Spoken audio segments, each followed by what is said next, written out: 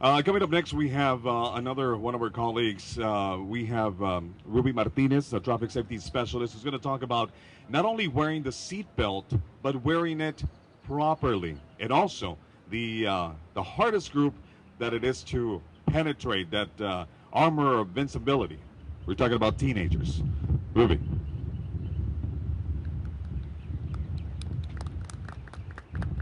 Hello, good morning.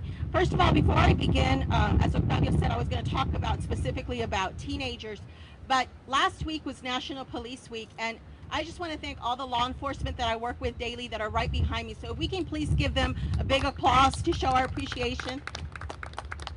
I hope they heard me. They're kind of back there, so I don't know if they heard me. So in February of this year, the Texas Department of Transportation launched its annual Teen Click It or Ticket campaign to address the leading cause of death among teens ages 15 to 20. In 2012, there were more than 660 crashes in Texas in which unrestrained occupants between the ages of 15 to 20 sustained fatal or serious injuries. Of the 297 fatalities resulting from those crashes, there were 141 people that were not wearing their seatbelts at the time of the crash. Every year, there's new teen drivers that get behind the wheel in Texas. Unfortunately, teens are involved in 3 times as many fatal crashes as all other drivers, according to the National Highway Traffic Safety Administration. So TxDOT partnered with high schools across the state of Texas during its Teen Click It or Ticket campaign to show teens how buckling up can save their lives. So when it comes to not buckling up, answers that teenagers will respond is that I'm a safe driver, I'm not going to get into an accident, and I'm not going that far. So here are some responses for those parents and caregivers when your teenager does give you that response.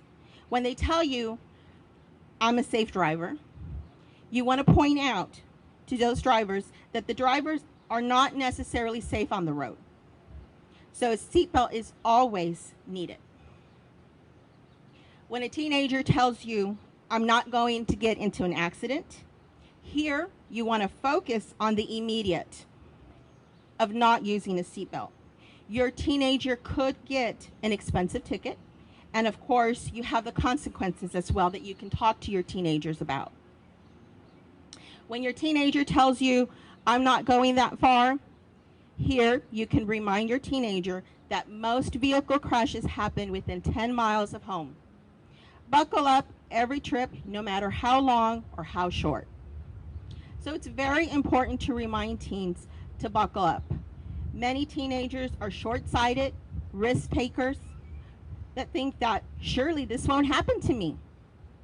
Making the right decisions and understanding the true consequences of those decisions is a struggle with teenagers. According to Teen Mental Health, the teen brain is going through massive structural changes, and these changes make it hard for teenagers, especially males, to think long term. So what can we do about this? Well, we got to learn about the major dangers of teens. Those dangers are not wearing a seatbelt, driving under the influence, distractions, speeding, and street racing, and driving at night. And when it comes to buckling up, actions speak louder than words. Kids are observing you even when you think they are not paying attention. Remember, every time you buckle up that seatbelt, it's a teachable moment for those teenagers. And as Octavio said, I was also going to talk about how to properly wear your seatbelt. We have a lot of teenagers and adults who customarily will put that seatbelt behind their arms. We don't want you to be doing that. That's not what seatbelts are made for. That's not the way that they work. So we want you to properly wear those seatbelts. If for some reason the webbing is also messed up or not straight, we want you to straighten up that webbing. There's a certain way to wear those seatbelts. So there's still some education there for teenagers and adults. But always remember, you got to click that seatbelt that last minute right before you drive off. Thank you so much.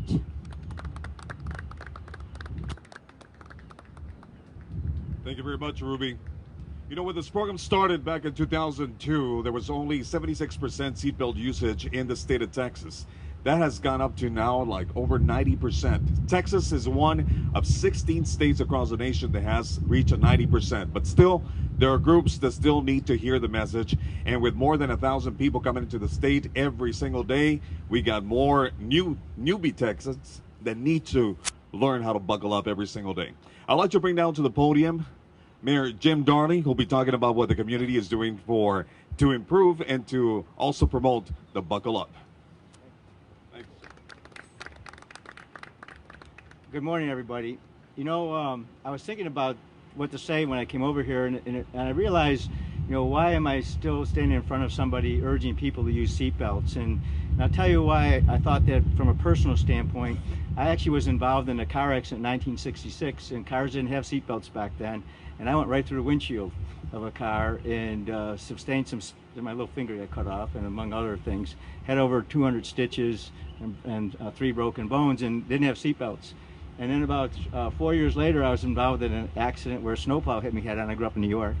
And I had a seatbelt, but that time only my face went through the steering wheel. I had a seatbelt. They didn't have shoulder harnesses. And then I was in Houston, and I was in a total wreck, and I had a shoulder harness and a seatbelt, and I walked away from it. And so I thought, you know, so I always use my seatbelt because I've had experience, and I don't expect everybody to go through that to appreciate seatbelts. But, you know, it's so important. It's such a simple thing to do. And it's amazing that people just don't do it automatically when they get in a motor vehicle.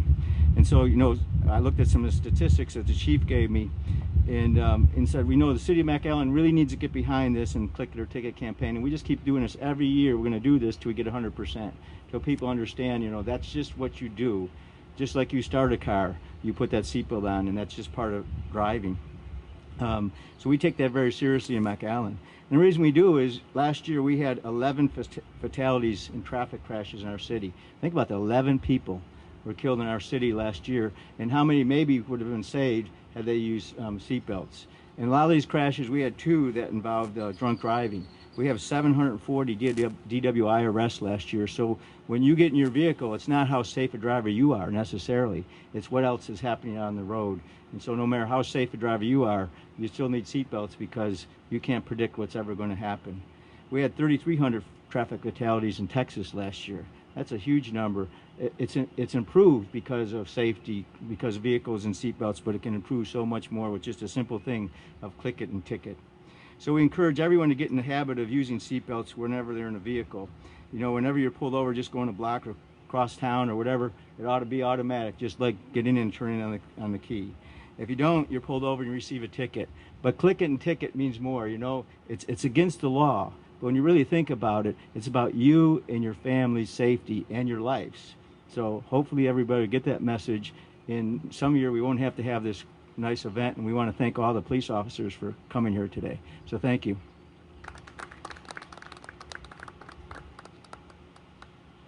Thank you very much, Mayor, and thank you for sharing your experience with us. As we know, the Click It or Ticket campaign has saved thousands and thousands of people. There's one person among you that also is here thanks to a seatbelt. I'd like to bring to the podium Claudia Corral, who will share her story. Claudia.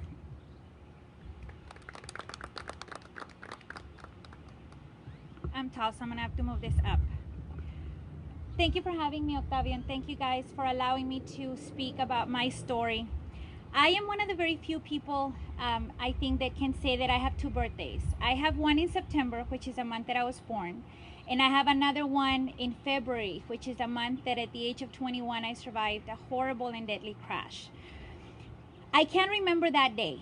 I don't know if it happens to a lot of people, but the day that I crashed is erased from my memory and I can't get it back. It's called something like defense mechanism.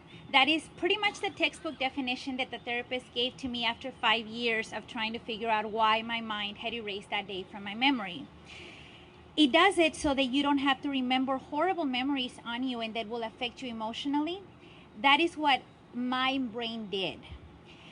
But I was able to kind of reconstruct what happened because there was the police report, there were documents in the courthouse, there was my family, friends that had been there, the doctors at the hospital, and people were able to give me testimony of what happened that morning.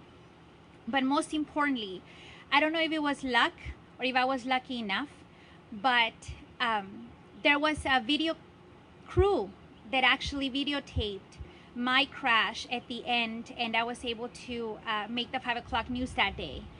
It's not the reason why you want to be on the news, but I made it at the 5 o'clock news because of the crash. There were certain things that happened that morning, I think, that led up to the accident. There was a little bit of bad weather. I was running late, and there was a split-second distraction when I was about to crash. That morning gave me a couple of seconds that I cannot relive in my memory, but in my subconscious, I keep thinking about them every single day.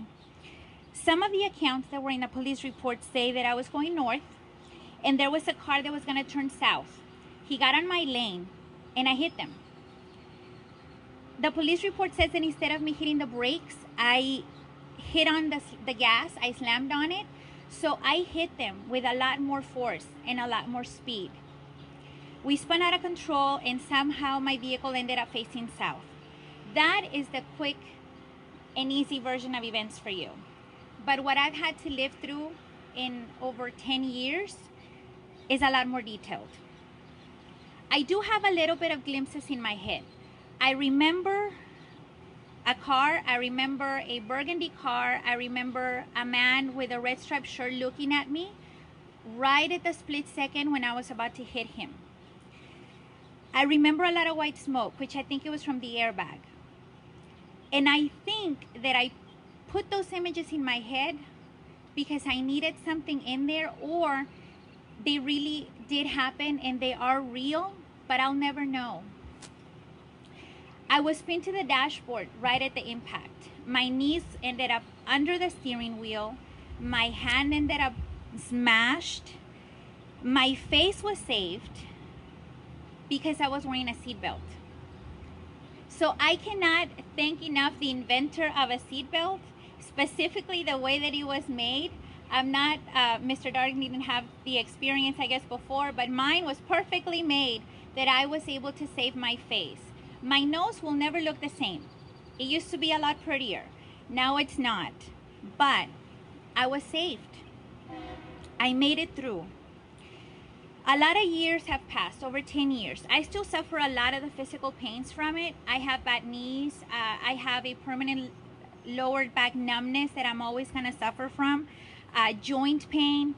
I've been able to train myself to be able to exercise through a lot of those permanent pains.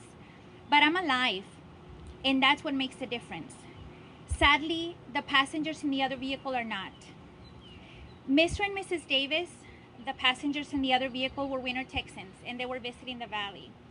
A lot of times I think that they might have been going home because it was February, and that's when they usually go back. But I don't know.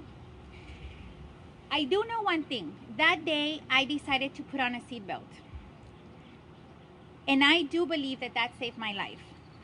My parents, when I was younger, since I can remember, would make us wear seatbelts in the car. It was because of fear, because they were going to get a ticket, or because they were trying to protect me. I don't know, but they always made us wear a seatbelt, whether we were in the front or whether we were in the back. So I grew up wearing a seatbelt. It was like turning on the ignition. So I can't remember me wearing the seatbelt that day, but I do know that I wore it because it was part of who I am. Mr. Davis, on the other hand, was the driver in the other vehicle, and he wasn't wearing his seatbelt. So he was thrown out of the car, and he died right there by himself in the asphalt. Mrs. Davis made it on the way to the hospital, and then she died there. I had just finished an internship at a local TV station, so I worked in the newsroom, and it gave me a lot of footage of a lot of different accidents, but it's not the same when you're the one making the news. I took the time and I asked them to show me the footage. And I can remember the camera guys telling me not to look at it. I was 21. I'm sure they were trying to protect me, but I needed to put something in my head. So I saw the video. I had to. And I can remember vividly Mr. Davis covered by a sheet. Mrs. Davis was being taken out of the car. She was still alive. She was being put into an ambulance. And for a lot of years, I used to think, I am looking at the last moments of her life, getting into an ambulance, knowing that she wasn't gonna make it to the hospital. And it was my car that hit hers. I can't remember when the doctors told me that I was the only survivor. And I think that I erased that too, because I didn't want to know. I can't remember investigators going to my house, asking me questions. But days later, they took me to the junkyard for me to pick up my things from my car. And I remember standing in front of that crushed metal, twisted metal, and just wondering, how did I make it out of this? I couldn't even get into my things in there. I couldn't get my phone. Everything was tangled up in there. I just left everything behind. But I made it out. Standing in front of something like that allows you to realize that we are mortals, that we can die. At a split second, your life can be gone. I saved their obituary from the newspaper, and it took me a lot of months for me to actually read it. I couldn't do it. I hid it from my family for a long time. And it took me a lot of years of therapy to actually allow myself to cry over what happened. I was only 21 years old. And I had to think that they had family and friends like me, that they had kids back home, that they came here and were not going to be able to go back home alive. They went back home to be buried. But I went back home to my parents. And that has been a difficult thing to swallow for a long time. It took me a lot of years to talk about it because I suffered from a lot of guilt and a lot of pain. And I'm glad that you guys gave me the opportunity to talk about it today. At the end of all of this, at the end of so many years, it was just a terrible, terrible accident. And I admit it, that sometimes I would think if I had done something different, maybe things would have been different, but I'll never know. But I do know this. I was wearing a seatbelt. It's a simple device that all of the vehicles have. And I knew that I had to wear it that day. Sometimes people think that it's such a drag to put it on. It's gonna wrinkle my shirt. Who knows? But you have to think about it. It could save your life. And the important thing is you are an adult, but your children, they don't know any better. So if you can do what my parents did and teach your children to wear a seatbelt, you could save their life. Because I know my parents saved mine by teaching me to wear it every day. This experience has changed my life. It changed me forever. I asked myself many times why life put me in that place at that particular time to be the one that participated in that accident. And through a lot of years, I realized that it is just life, and I've accepted that as part of it. I don't ask myself that question anymore, but I do know that I didn't move on and I didn't just forget about it. I changed my life. I made a lot of good changes. I don't know what it's like to text and drive. I don't allow any of my friends to text while I'm driving. I don't even listen to the music very loudly because I want to make sure that I can hear what's happening around me. I don't allow anyone in my vehicle unless they put on a seatbelt. I don't care what their excuses are. In my car, there's no excuses. You wear a seatbelt. I always tell them, you're my passenger and I am responsible for your life. And I truly and wholeheartedly believe that. To me, what matters is that when somebody's in my car, we get somewhere, wherever we're going, we get there safely. What matters to me today is that I am alive and I can be here today and tell you all about it. Thank you.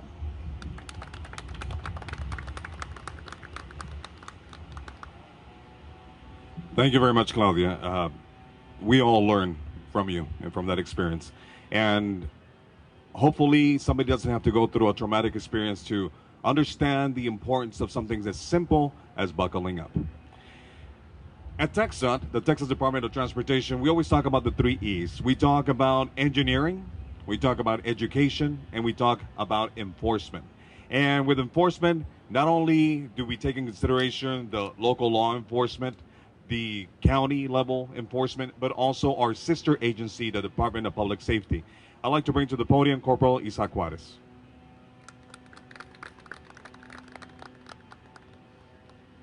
Good morning, everyone. From May 19th through June the 1st, troopers with the Texas Department of Public Safety, as well as all the other local law enforcement agencies, will be aggressively looking for drivers, passengers, including backseat passengers who are not buckled up. But most importantly, those parents who drive down the road with their children unrestrained. Many times, many of you have called our office to express frustration and concern when you see parents driving down the road and their kids are bouncing up and down. Folks, when you transport your child, your friend, or anybody else not restrained in your car and you crash, you lessen their ability to survive the crash.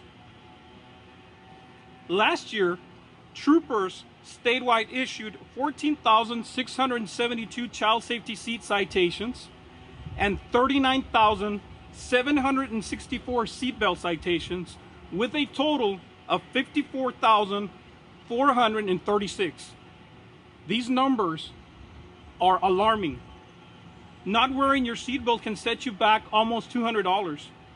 If it is a child safety seat violation, not only will it cost you money, but it's considered a moving violation, which means that you will get points on your driver's license. But putting money and points aside, not wearing your seatbelt can cost you the life of your loved one or your child. On behalf of the Texas Department of Public Safety, I urge you to buckle up. It will not only save your life, but if, as all the presenters have said, it is the law. And folks, let me tell you, no excuses. Buckle up, please.